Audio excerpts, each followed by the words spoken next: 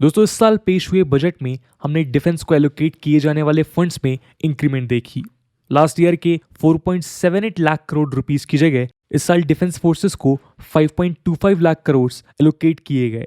Parliament में union budget को submit करते हुए फाइनेंस मिनिस्टर निर्मला सीतारमन ने बताया कि डिफेंस फोर्सेस को एलोकेट किए गए 5.25 लाख करोड़ में 2.33 लाख करोड़ रेवेन्यू एक्सपेंडिचर्स के लिए एलोकेट किए गए हैं, जिसके तहत आर्म्ड फोर्सेस की सैलरीज और एस्टैब्लिशमेंट्स की मेंटेनेंस बियर की जाएगी।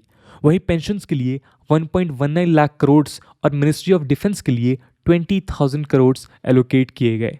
इन सारे एक्सपेंडिचर्स के बाद कैपिटल एक्सपेंडिचर या यूं कहें न्यू वेपन्स, एयरक्राफ्ट्स, वॉरशिप्स और दूसरे मिलिट्री हार्डवेयर परचेज करने के लिए 5.25 लाख करोड़ में से केवल 1.52 लाख करोड़ एलोकेट हो पाए। इसे यूं समझा जा सकता है कि डिफेंस के लिए एलोकेटेड टोटल बजट का केवल 28% ही हमारे फोर्सेस के पास मॉडर्नाइजेशन के लिए अवेलेबल है। जहां एक और समय के साथ इस हॉस्टाइल इन्वायरमेंट में इंडिया की वल्नरेबिलिटीज बढ़ती चली जा रही हैं, वहीं न्यू वेपन्स, एयरक्राफ्ट और वॉरशिप्स के लिए फंड की कमी हमारे डिफेंस को फर्दर वीकन कर रहे हैं। दोस्तों इस क्राइसिस में कई एक्सपर्ट्स इंडिया के डिफेंस एक्सपोर्ट्स को इंक्रीज करने की बात करते हैं।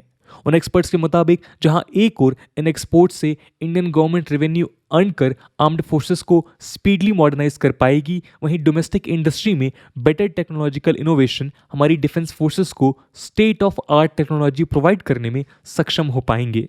दोस्तों आज इस वीडियो के माध्यम से हम इंडियन डिफेंस फोर्सेस की इसी क्राइसिस के ऊपर चर्चा करेंगे, जिसका सॉल्यूशन डिफेंस एक्सपोर्ट्स के तौर पे देखा जा रहा है। इस डिस्कशन के माध्यम से हम इंडियन इंडस्ट्रीज के करंट डिफेंस एक्सपोर्ट्स का अध्ययन करेंगे, जिसे फर्दर ऑगमेंट करने के अनेक प्रयास किए जा रहे हैं। इसके अलावा इंडियन डिफेंस फोर्सेस के एग्जिस्टिंग और अपकमिंग चैलेंजेस पे भी चर्चा होगी। तो आइए शुरू करते हैं आज का डिस्कशन। दोस्तों पिछले कुछ दशक में इंडिया के ग्लोबल पावर की तरह हुए राइज के साथ साथ हमारे आसपास के इवॉल्व होते सिक्योरिटी इन्वायरमेंट ने हमें अपनी मिलिट्री मॉडर्नाइज करने के लिए पुश किया है। इंडिया आज अपने जीडीपी का लगभग 2% डिफेंस बजट के लिए एलोकेट करता है, लेकिन यदि पेंशन्स को एलोकेट किए गए फंड्स को रिमूव कर दिया जाए तो ये लगभग 1.5% होता है। 2018 में इंडिया के तत्कालीन vice chief of army staff lieutenant general Sharad Chand ने parliamentary standing committee on defence के समक्ष टेस्टिफाई किया था कि टिपिकली किसी भी मॉडर्न आर्म्ड फोर्सेस के पास उसके 1/3 इक्विपमेंट्स विंटेज कैटेगरी के, 1/3 करंट कैटेगरी के और 1/3 स्टेट ऑफ आर्ट कैटेगरी के हो सकते हैं।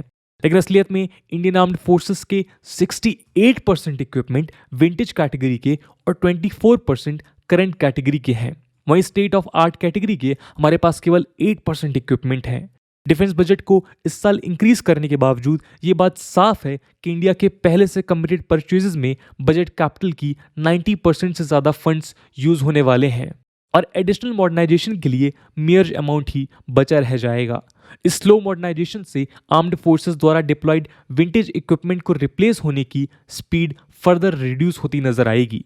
बजटरी कंस्ट्रेंट्स के कारण कई मेगा डील्स जिनमें ट्रांसपोर्ट और fighter aircrafts, artillery guns, submarines, worship जैसे क्रिटिकल एसेट्स शामिल हैं, वो पेंडिंग या स्लो डाउन हो चुकी हैं। 2019 की एक रिपोर्ट के अनुसार इंडियन गवर्नमेंट ने आर्म्ड फोर्सेस की कॉम्बैट कैपेबिलिटी बॉल्स्टर करने के लिए अगले 5 to 7 ईयर्स में $130 बिलियन का मेगा प्लान प्रिपेयर किया था। लेकिन इसके बाद भी तीनों सर्विसेज ने कई बार बजटरी कंस्ट्रेंट्स और मॉडर्नाइजेशन की कमी को ऑन रिकॉर्ड एक्सप्रेस किया है। 2020 की parliamentary standing committee on defence ने भी गवर्नमेंट को आर्मी के लिए एलोकेट किए गए इनएडिक्वेट बजट के लिए क्रिटिसाइज किया था। दोस्तों आर्म्ड सर्विसेज के सोर्सेज की माने तो चाइना के साथ ईस्टर्न लद्दाख में हुए स्टैंड ऑफ ने मॉडर्नाइजेशन की डेस्परेट नीड को सबके सामने लाकर खड़ा कर दिया है। इस स्टैंड ऑफ के दौरान हमने तीनों सर्विसेज में वॉर मशीन्स की क्राइसिस देखी, जिसके बाद डिफेंस फोर्सेस को इमरजेंसी प्रोक्योरमेंट का रास्ता अपनाना पड़ा था। चाइना आज हमारे लिए एक कांस्टेंट चैलेंज बन चुका है और एक स्ट्रांग मिलिट्री के सिवा हमारे पास चाइना से डील करने का कोई दूसरा ऑप्शन नहीं है। केवल एक स्ट्रांग मिलिट्री के साथ ही हम चाइना जैसी अपने से बड़ी मिलिट्री और इकोनॉमिक पावर को डिटर कर पाएंगे।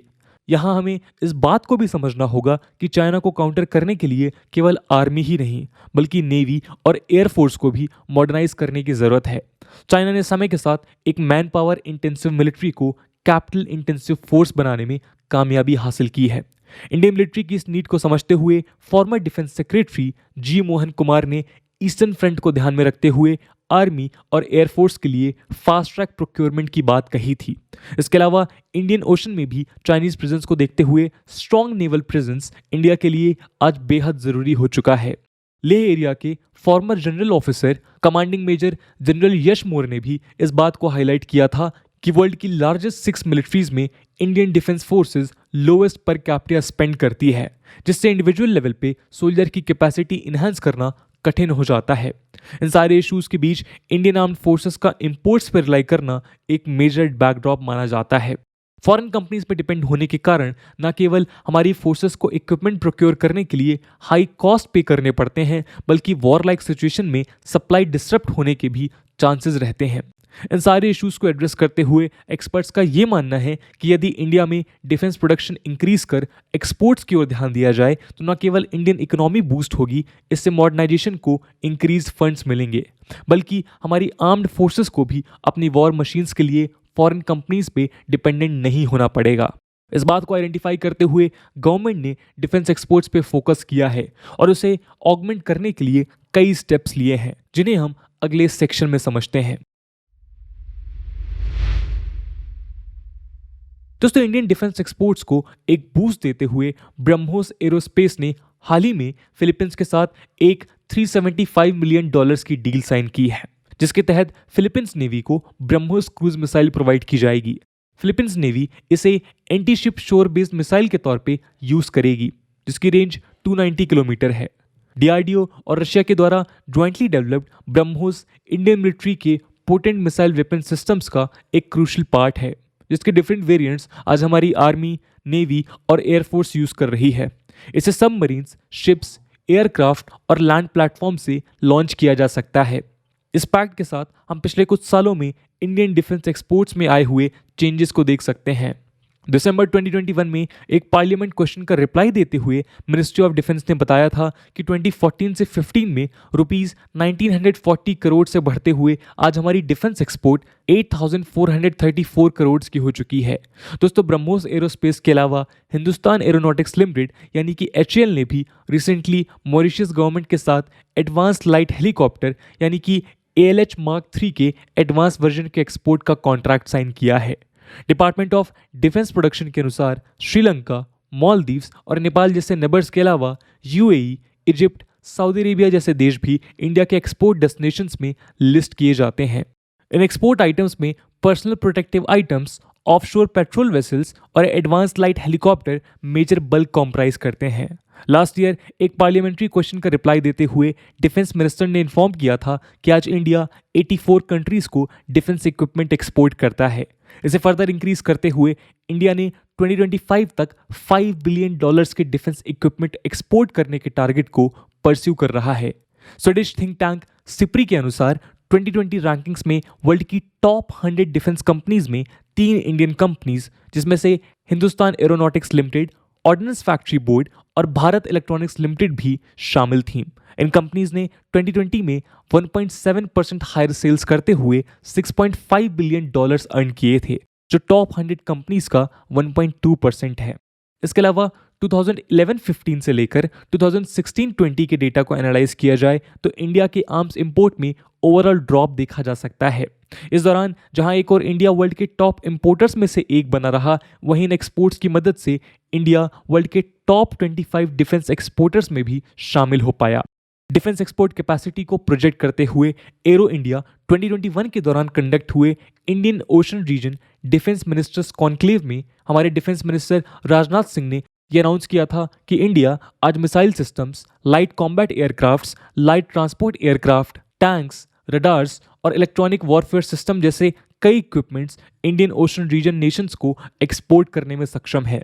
लास्ट ईयर एशिया पैसिफिक के हॉस्टाइल एनवायरनमेंट की बात करते हुए प्राइम मिनिस्टर नरेंद्र मोदी ने भी कहा था कि आज बदलते जियोपॉलिटिकल रियलिटी में कई छोटे देश अपनी सिक्योरिटी को लेकर चिंतित हैं और इंडिया से लो कॉस्ट और हाई क्वालिटी प्रोडक्शन की उम्मीद करते हैं। दोस्तों, इन दोनों डायलॉग्स ने जहां एक और वर्ल्ड के सामने इंडियन डिफेंस इंडस्ट्री की कैपेबिलिटीज को फर्दर रिवील किया था, वहीं चाइना को भी एक क्लियर मैसेज दिया था कि कैसे इंडिया उसकी हेजिमनी को काउंटर करने के लिए स्मॉलर नेशंस को भी मजबूत बनाने का प्रयास कर रहा है। इन इनिशिएटिव्स का इम्पैक्ट हम इस बात से समझ सकते हैं कि आज इंडिया द्वारा अनाउंस $100 मिलियन क्रेडिट लाइन के तहत वियतनाम इंडिया से 12 फास्ट अटैक क्राफ्ट प्रोक्योर कर रहा है और similarly $500 million line of credit को यूटिलाइज करने के लिए सिमिलर सिस्टम्स को आइडेंटिफाई करने के डिस्कशंस जारी हैं। वियतनाम ने दूसरे इक्विपमेंट्स के अलावा एडवांस लाइट हेलीकॉप्टर्स और आकाश सरफेस टू एयर मिसाइल्स में अपना इंटरेस्ट जाहिर किया है।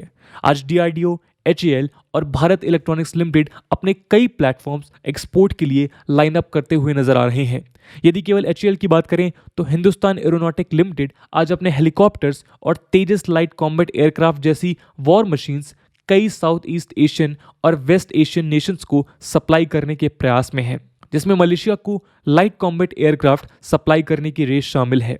गवर्नमेंट कंपनीज के इन एफर्ट्स को बूस्ट करने के लिए कई स्टेप्स ले रही है, जिसमें प्राइवेट प्लेयर्स के रोल को भी इन्हांस करने के प्रयास किए जा रहे हैं।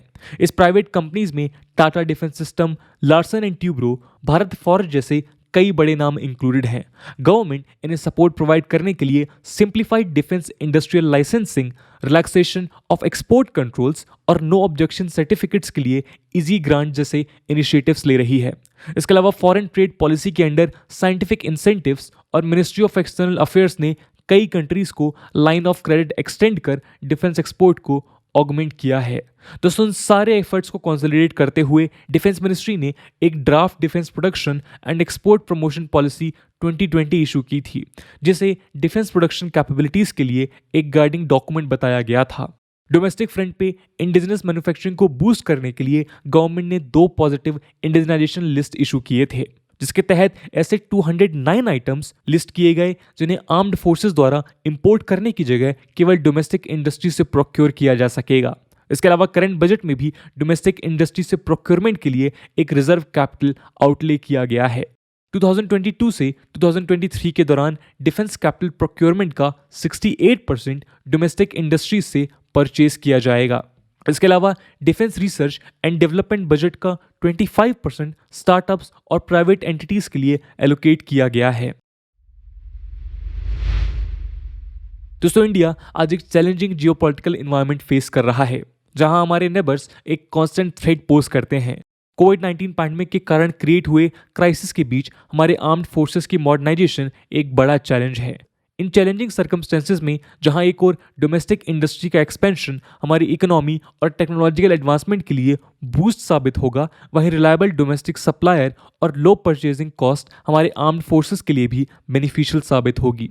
आज वर्ल्ड की सारी मेजर मिलिट्रीज अपने डिफेंस एक्सपेंडिचर्स को एक्सपोर्ट द्वारा कॉम्पनसेट करती हैं। इससे न केवल उस देश का मैन्युफैक्चरिंग सेक्टर मजबूत होता है, बल्कि डिफेंस एक्सपोर्ट के माध्यम से जियोपॉलिटिकल फ्रंट में भी सिग्निफिकेंट लेवरेज हासिल करते हैं। आज हम आत्मनिर्भर भारत बनने के साथ साथ एक ग्लोबल पावर बनने की भी आकांक्षा रखते हैं, जिसमें डिफेंस एक्सपोर्ट एक अहम भूमिका निभाएगा। इसके अलावा डिफेंस एक्सपोर्ट्स की मदद से $5 ट्रिलियन बनने का सपना भी साकार हो सकेगा। तो दोस्तों, ये था एक एनालिसिस इंडिया के डिफेंस एक्सपोर्ट को लेकर। इस पूरे मुद्दे को लेकर आपका क्या ओपिनियन है, कमेंट सेक्शन में जरूर बताइएगा। आज की वीडियो के लिए इतना ही। आई होप आपको वीडियो पसंद आई होगी, और अगर पसंद आई है तो अपने दोस्तों के साथ शेयर करना मत भूलिएगा। हम मिलते हैं अगले वीडियो में, तब तक के लिए जय हिंद, जय भारत।